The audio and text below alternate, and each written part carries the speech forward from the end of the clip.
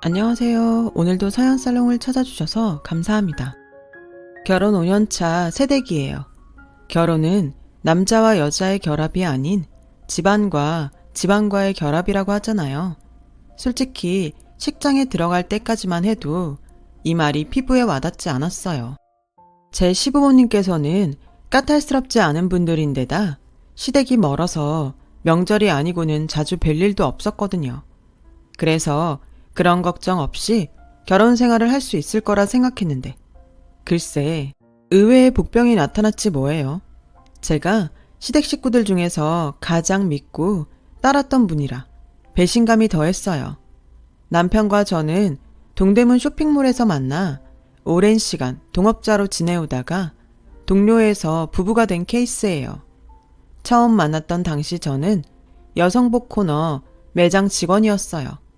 남편은 캐주얼 코너에 매장을 가지고 있던 20대 젊은 사장이었고요. 우리는 같은 층에서 일하기는 했지만 에스컬레이터를 사이에 두고 대각선 양 끝에 있었던 터라 1년이 넘도록 마주친 적은 없었어요.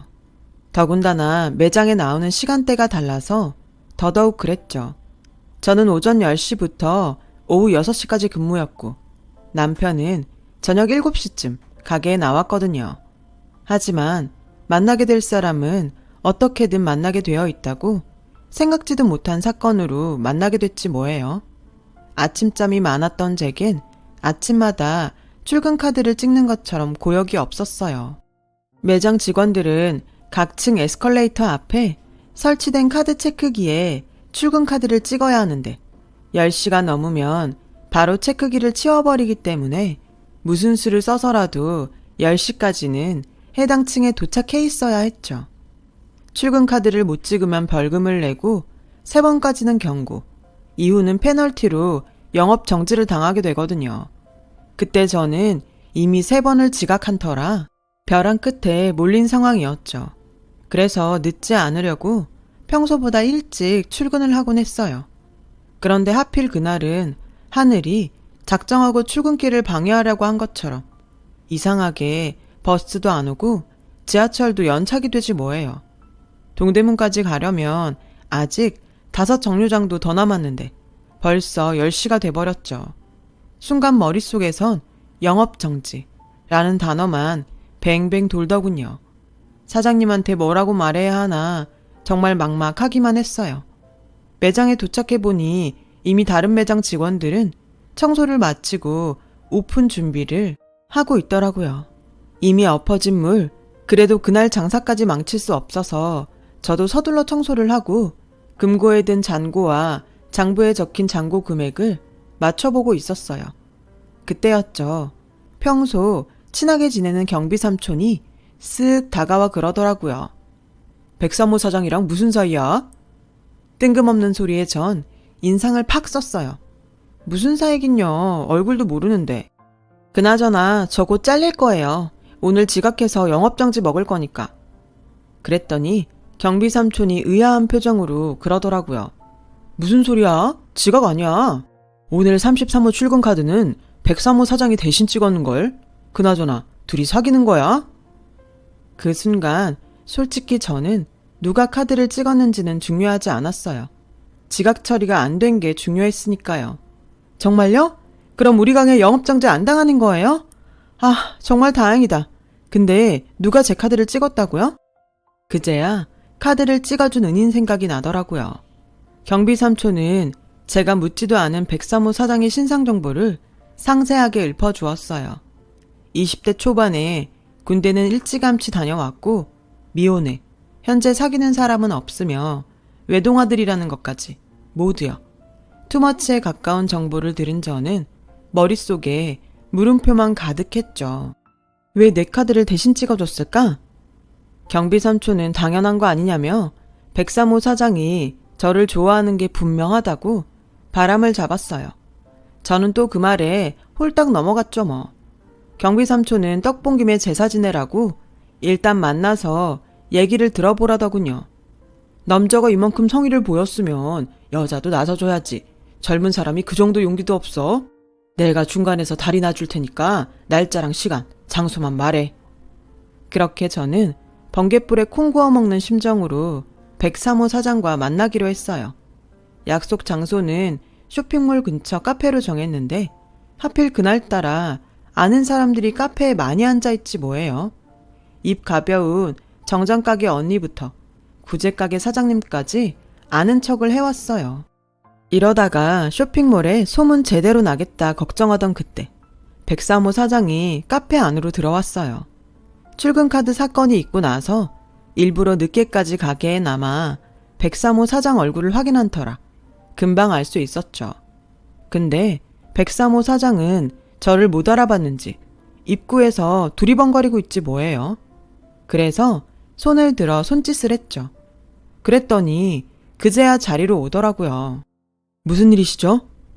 103호 사장은 단도직입적으로 용건부터 물어왔어요.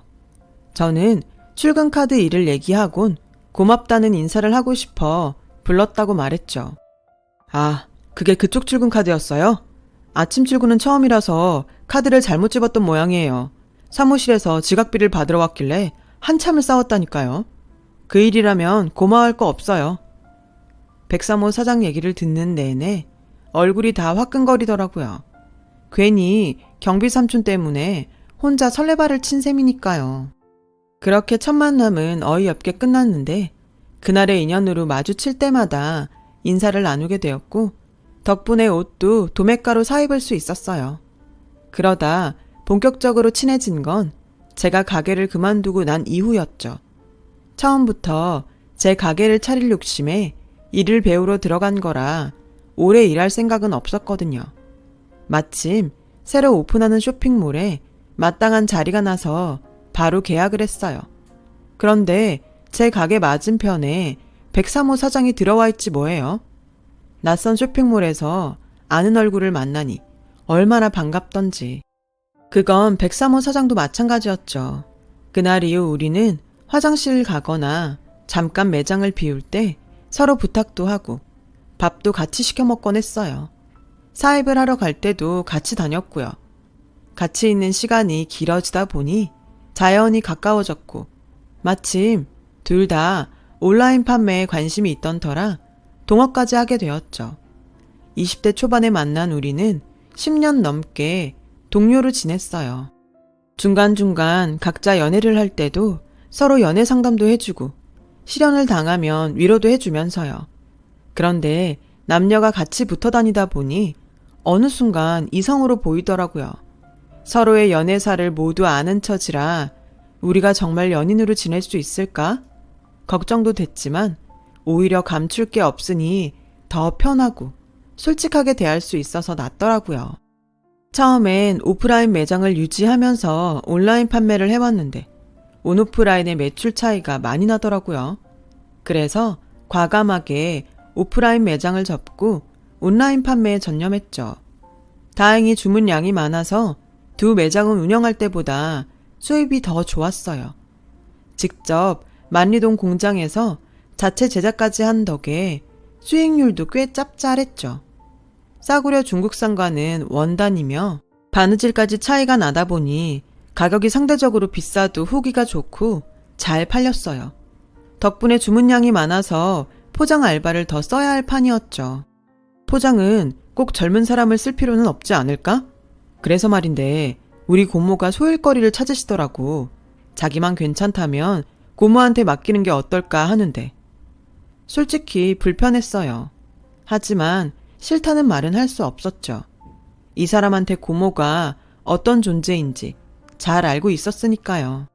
저희 시부모님이 맞벌이를 하셔서 남편을 돌봐줄 사람이 없었대요. 그때 마침 고모님이 이혼을 하고 마땅히 지낼 곳이 없어서 시댁에 머물게 됐었나 봐요. 고모랑 같이 살고 얼마 안 돼서였어. 깜빡하고 우산을 안 가져갔는데 수업 끝나고 나와보니 고모가 우산을 들고 날 기다리고 있지 뭐야. 평소엔 혼자 비 맞고 가곤 했는데 고모랑 같이 우산 쓰고 집에 가니까 기분이 참 좋더라고. 누군가한테 보살핌을 받고 있다는 생각을 그때 처음 했어. 밖에서 놀다가 다쳐서 오면 고모가 약도 발라주고 간식도 만들어주고 그랬어. 고모는 나한테 엄마 같은 분이야. 이런 얘기를 수없이 들어왔는데 어떻게 반대를 하겠어요. 결국 그러라고 했죠. 남편 말대로 고모님은 남편을 아들처럼 끔찍히 대하시더라고요. 아직 시댁에 우리 사이를 알리기 전이라 사실 조심스러운 상태였는데 고모님이 먼저 제게 손을 내밀어 주셨죠. 우리 민우가 외로움을 많이 타요. 상희 씨가 옆에서 많이 보다듬어주고 아껴주면 좋겠어요. 난 상희 씨가 조카 며느리가 됐으면 좋겠어. 내 맘에 쏙 들거든. 늘 제게 웃는 얼굴로 인자하게 대해주시는 고모님한테 저도 홀딱 넘어가고 말았어요. 악마는 웃는 얼굴로 온다는 사실을 그때까지만 해도 몰랐거든요. 2년쯤 사귄 우리는 슬슬 결혼을 생각하게 되었고 이미 30을 훌쩍 넘긴 나이라서 양가 부모님도 결혼을 반기는 분위기였어요. 게다가 시댁 쪽에는 고모님이라는 아군이 있었기 때문에 걱정도 덜했고요. 예상대로 결혼은 마찰 없이 바로 진행이 되었고 우리는 각자 살던 오피스텔을 정리한 돈에 융자를 끼고 28평 아파트를 살 수 있었어요. 말이 작아지 은행 이자를 생각하면 비싼 월세살이나 마찬가지였지만요. 오래 붙어 다녀서 신선함이 덜할 거라고 생각했는데 막상 부부로 살아보니 전에 모르던 부분도 알게 되더라고요. 하지만 좋은 점만 있었던 건 아니에요. 사소하게 거슬리는 부분도 있었거든요. 가령 화장실에 휴지를 걸 때 안으로 거냐 밖으로 거냐를 두고 다투기도 하고 치약 짜는 법을 가지고도 시비가 붙기도 했죠. 하지만 이런 건 시간이 지나니 서로 양보하거나 받아들이게 되더라고요. 하지만 정말 타협하기 힘든 부분이 딱 하나 있었죠. 분명히 깔별로 30피스씩 입고됐는데 판매된 거 빼고 3피스씩 빈다니까? 니트뿐만이 아니라 다른 것도 다 그래. 자기야, 아무래도 고모님이 제품에 손대시는 것 같아. 그게 무슨 소리야. 그럼 우리 고모가 도둑질이라도 했다는 거야 뭐야? 당신이 잘못센 거겠지. 우리 고모는 그럴 사람이 아니라고. 그동안 재고 파악을 고모님한테 맡겨왔는데 매번 입고에 비해 판매 수입이 적어서 제가 해봤더니 장수가 엄청 비더라고요. 그런데 남편은 고모님을 감싸고만 두니 정말 미치고 팔딱 뛸 노릇이었죠. 그래서 남편 몰래 창고에 카메라를 설치했어요. 그렇게 일주일이 지난 어느 날 밤 모두 퇴근한 틈을 타 사무실에서 녹화된 영상을 훑어봤어요. 역시나 고모님 짓이더라고요. 1시간가량 일찍 출근해서는 미리 제품을 깔별로 빼서는 어디론가 가지고 가시더군요. 고모님이 저희 회사에서 일하신 지 6년째니 그동안 얼마나 빼돌렸는지 가늠도 안 될 정도였죠. 내 식구 같았으면 당장 달려가서 한바탕 했겠지만 시댁 어른인데다 특히 남편이 가장 아끼는 분이니 어떻게 처리해야 할지 모르겠더라고요.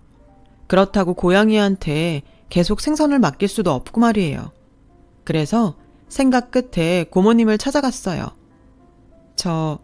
이런 얘기 꺼내는 거 솔직히 저도 힘들어요. 하지만 알고도 모른 척할 자신이 없어서 이렇게 찾아왔어요. 고모님, 제품에 손대셨죠? 이미 카메라에 찍힌 영상 보고 오는 길이니까 아니라고는 하지 마세요. 그이는 아직 몰라요. 앞으로도 알리지 않을 생각이에요. 그래서 말인데요. 고모님이 스스로 회사 그만둬주세요. 그이한테는 적당히 둘러대 주시고요.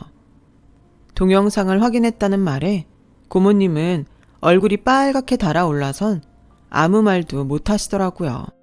그리고 다음날 몸이 아파서 더는 일을 못하겠다고 핑계를 대시곤 일을 그만두셨어요. 그렇게 잘 마무리가 됐다고 생각할 무렵이었죠. 추석이라 시댁에 내려갔는데 고모님이 와 계시더라고요. 그런데 어머님한테 무슨 얘기를 했는지 제가 주방으로 들어가니까 쌩쌩 찬바람이 불더라고요. 그건 아버님도 마찬가지였어요. 찜찜한 기분으로 명절 음식을 만들고 다음날 차례상을 치울 무렵이었죠. 아버님이 그러시는 거예요. 앞으로는 명절에 안 내려와도 된다. 내키지도 않는데 억지 춘향 노릇 할 거 없단 얘기다. 그리고 니들이 보내주는 용돈도 필요 없으니 그 돈으로 니들끼리 잘 먹고 잘 살아라. 아버님은 식사도 안 하시고는 그대로 안방으로 들어가 버리셨어요. 어머님도 콧김이 푹푹 나오도록 한숨을 쉬시면서 저 보란 듯이 제가 사온 홍삼 액기스를 현관 앞에 내놓으셨어요. 이거 도로 가져가라. 시부모 용돈 몇 푼 주는 것도 돈 아까워서 벌벌 떠는 애가 이런 건 어떻게 사왔니? 그 잘난 친정 부모님이나 챙길 것이지. 그래서 여자를 잘 들어야 한다는 거야. 영문도 모른 채 시부모님한테 차례로 한 소리를 들은 저는 어떻게 대응을 해야 할지 모르겠더라고요. 그래서 고모님을 불러 무슨 일이 있었냐고 물었더니 싸늘하게 그러더군요. 너 어디서 배워먹은 버르장머리니? 네 눈엔 내가 아직도 직원으로 보이니? 어디서 사람을 오라가라야? 이게 아주 오냐오냐 했더니 시아버지 상투까지 잡으래네. 네가 뭘 잘못했으니까 오빠랑 올케가 저러는 거겠지. 지 잘못은 생각 안 하고 어디서 건방지게. 앞으로 이딴 일로 나 부르지 마. 나 네 얼굴 보는 거 불편하다. 고모님은 전과는 완전 다른 모습으로 저를 대하셨어요. 서운하기는 했지만 고모님 말씀대로 제가 불편하신 건 이해가 됐죠. 그런데 얼마 뒤 사건의 전말을 알고는 고모님한테 오만 정이 떨어져 버렸어요. 어머님이 그러시는데 추석 때 고모님이 집에 와서는 그랬다는 거예요. 제가 시댁에 용돈 보낼 때마다 우리 결혼할 때 뭐 해준 게 있다고 내가 용돈까지 보내야 하냐고 남편을 그렇게 쥐잡듯 했다고요. 저희 친정 부모님들도 저희 남편을 형부들이랑 비교하며 그렇게 무시를 한다고 말이죠. 아, 기가 막혀서 말도 안 나오더라고요. 시부모님께서는 고모님이 회사에서 직접 보고 들은 이야기라고 하니 순순히 믿으셨던 모양이에요. 결국 저는 고모님의 절도 사실을 말씀드리고 그 일로 고모님께서 제게 앙심을 품고 거짓말을 한 거라고 설명했어요. 자초지종을 들은 어머님은 제 말을 믿어주셨고 오해를 풀 수 있었죠. 그렇게 시부모님과 오해를 풀고 다시 일상으로 돌아간 어느 날이었어요. 남편이 밥을 먹다 말고 휴대폰을 들고 베란다로 나가 전화를 받더라고요. 누구길래 베란다까지 나가서 전화를 받냐고 물었더니 친구라고만 답하곤 입을 닫더군요. 그땐 그러려니 하고 그냥 넘겼는데 얼마 뒤 전에 알고 지내던 정장가게 언니한테 전화가 온 거예요. 수년 만에 온 전화라 한참 수다를 떨었는데 언니가 뜬금없이 그러더군요. 너희 부부 아무 일 없는 거지? 아니, 별건 아니고 내가 며칠 전에 네 남편을 본 것 같아서. 운수 매트를 사러 전자상가에 갔다가 제 남편이 젊은 여자랑 가전제품을 고르는 걸 봤다는 거 있죠. 여자랑 팔짱까지 끼고 다정하게 혼수장만하는 새신랑 같았다나요. 그 말을 듣고 보니 요 근래 남편의 행동이 의심이 가기 시작했어요. 툭하면 몰래 나가 통화를 하거나 회사에서도 그렇게 문자를 해댔거든요. 안 그래도 고모님 일로 자주 다퉜던 터라 그런 것까지 트집을 잡으면 싸움이 더 커질까봐 애써 피하고 있었는데 정장가게 언니 전화를 받고 나니 더는 참고 넘길 일이 아니다 싶었어요. 그래서 그날 남편한테 따져 물었죠. 누구야? 당신이랑 다정하게 가전제품 고르러 다닌 사람이? 남편은 제 말에 화들짝 놀랐어요. 그 모습을 보니 바람이구나 싶더군요. 그런데 이 남자가 사람 속을 뒤집으려고 작정을 했는지 아무 말도 안 하고 입을 꾹 다물지 뭐예요. 그래서 당장 시댁에 전화를 걸었어요. 엉엉 울면서 시어머니한테 이 사람이 바람나서 더는 못 살겠다고 했죠. 그제야 남편은 그런 거 아니라며 오해라고 방방 뛰더군요. 하지만 이렇다 할 증거를 대지 못했어요. 나중에 다 얘기하겠다는 말만 해댔죠. 어머님은 당장 남편을 바꾸라고 하셨고 수화기 너머로 어머님의 욕설이 쩌렁쩌렁하게 흘러나왔어요. 남편은 묵묵히 그 욕을 들으면서도 끝내 아무 말도 하지 않았고요. 그날 이후 저는 남편과 각방을 썼어요. 그리고 이혼할 때 하더라도 물증은 확실히 잡아야겠다는 생각에 업체에 남편의 뒷조사를 부탁했죠. 얼마 뒤 업체에서 보내준 사진을 받았는데 기가 막히더라고요. 사진 속 여자는 다름 아닌 고모님의 딸이었거든요. 저는 남편한테 사진을 들이대며 도대체 무슨 일을 벌이고 있는 건지 물었어요. 남편은 말없이 담배만 연신 피워댔죠. 그런 남편 앞에 이혼 서류를 내밀었어요. 말 안 할 거면 여기에 도장 찍어. 난 이 부인이야. 이 정도는 알 권리 있다고. 그러니까 도장을 찍던 얘기를 하던 둘 중 하나를 선택해. 그제야 남편은 한숨을 푹 쉬더니 모든 사실을 털어놓았어요. 고모가 수정이 결혼하는데 혼수 비용 좀 해달라고 부탁하더라고. 당신도 알잖아. 나한테 고모가 어떤 분인지. 당신한테는 비밀로 해달래서 말 못했어. 미안해. 내가 잘못했어. 그래도 애 결혼은 시켜야 하잖아. 이 미련 곰퉁이 같은 인간을 보고 있자니 울화가 치밀어서 도저히 참을 수가 없더라고요. 그래서 고모님한테 전화를 했어요.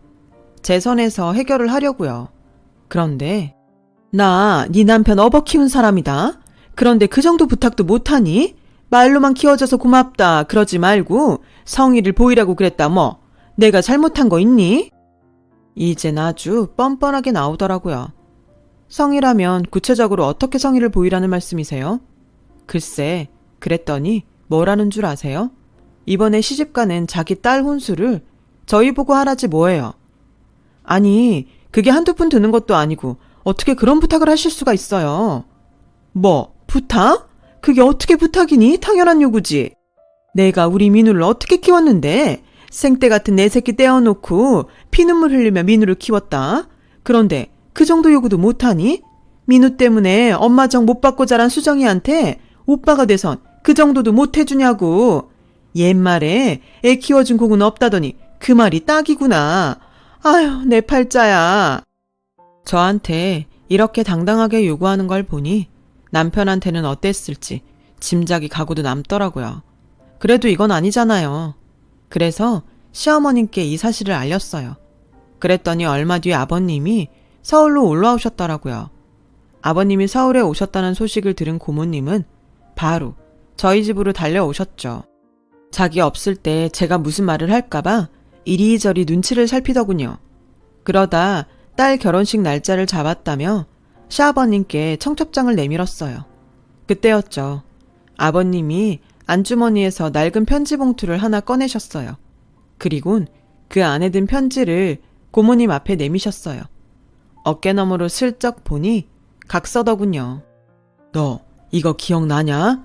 26년 전에 네가 쓴 각서다. 너 소방받고 쫓겨나서 우리 집에 들어올 때 네가 나한테 약속했던 거 기억은 하냐? 여기에 똑똑히 적혀있지? 한 번만 더 화토장에 손대면 머리 깎고 절에 들어가겠다고. 아가, 가서 가위 좀 가져오너라. 오빠, 내가 뭘 어쨌다고 이래요. 나 화투 끄는 지 오래예요. 김서방이랑 다시 살림 합친 거 보면 몰라요? 그이가 하도 질색해서 그때 그 일 잊고 바로 손 뗐다고요. 오빠가 늙더니 노망이 들었나? 고모님은 시치미를 떼며 오히려 큰 소리를 쳤어요. 손바닥으로 하늘을 가려. 너 민우한테 수정이 혼수 해내라고 그랬다며. 네 서방이 혼수 준비하라고 준 돈은 어디다 까먹고 민우한테 해달라는 거냐. 너 그 돈 화투판에서 날렸지? 똑바로 말 안 해? 너 애들 회사에서 옷 빼다가 뒷구녕으로 팔아먹고 그 돈도 화투판에서 날렸지? 내가 널 모르냐? 내가 김서방한테 오죽 미안했으면 너 버리고 새장가 가라고 했겠냐? 네가 마누라 노릇을 제대로 했냐? 애미 노릇을 제대로 했냐? 툭 하면 뱀 혓바닥 같은 혀로 사람 올리는 말이나 하고 남의 돈 훔쳐다 노름이나 하는 널 내가 어떻게 믿냐고. 사람이 허우대만 멀쩡하다고 제대로 된 사람이 아니다. 정신 상태가 썩어 빠졌는데 네가 어떻게 사람이야. 너 한 번만 더 내 아들이랑 며느리한테 들러붙어서 돈 빼먹을 궁리하면 내가 너 절도죄로 쳐 넣어버릴 거다. 네 새끼 혼수 자금은 네가 벌어서 채우고 애들한테 10원 한 장 받을 생각하지 마라. 내 말 알아듣겠어? 아버님 말씀이 끝나자 고모님은 두 손을 싹싹 빌며 울먹였어요. 오빠, 내가 잘못했어요. 내가 정말 죽을 죄를 지었어요. 그래도 딸령 결혼은 시켜야 하잖아요. 그 돈 날린 거 우리 그이가 알면 나 또 쫓겨나요. 오빠, 나 한 번만 살려줘요. 네? 고모님은 그날 손이 발이 되게 빌며 아버님께 혼수 자금 좀 융통해달라고 애원했지만 아버님은 매몰차게 고모님을 쫓아내셨어요. 결국 고모부는 고모님 딸 혼수 비용을 도박으로 날린 사실을 알게 되셨고 얼마 뒤 고모님 내외는 이혼을 하셨어요. 그 후로 저희 집으로 몇 번이나 찾아오셨지만 저는 문을 열어드리지 않았어요. 그건 남편도 마찬가지였고요. 남편 역시 그간의 고모님 행동을 보고는 깨달은 바가 있었던 거죠. 그리고 한 가지 더. 앞으로 한 번만 더 고모님한테 휘둘려서 호구짓하면 당장 이혼이라고 제가 엄포를 놓았거든요. 그렇게라도 안 하면 이 물렁한 남자가 언제 또 고모님한테 휘둘릴지 모를 일이니까요. 아무튼 이혼이 겁나긴 했는지 남편도 더 이상 고모님 편을 들지 않았어요. 결국 자신을 믿어준 사람들의 발등을 찍었던 고모님은 모든 사람들한테 버림을 받고 말았어요. 하지만 누굴 탓하겠어요? 자업자득인걸. 산 넘어 산이라고 결혼 5년 차에 벌써 지치긴 하네요. 그래도 이럴 때를 대비해 추억이라는 곶감이 있는 게 아니겠어요? 남편과의 추억을 곶감 빼먹든 하면서 앞으로 정신 바짝 차리도록 가열차게 책찍질하며 결혼 생활을 이끌어 가보렵니다. 지금까지 제 사연을 들어주셔서 감사드려요. 여러분의 가정에도 항상 행복이 깃들길 바랍니다. 여러분, 사연 댓글에 응원과 현명한 조언 부탁드려요. 좋아요와 구독은 저에게 큰 힘이 됩니다. 오늘도 좋은 일 가득하세요.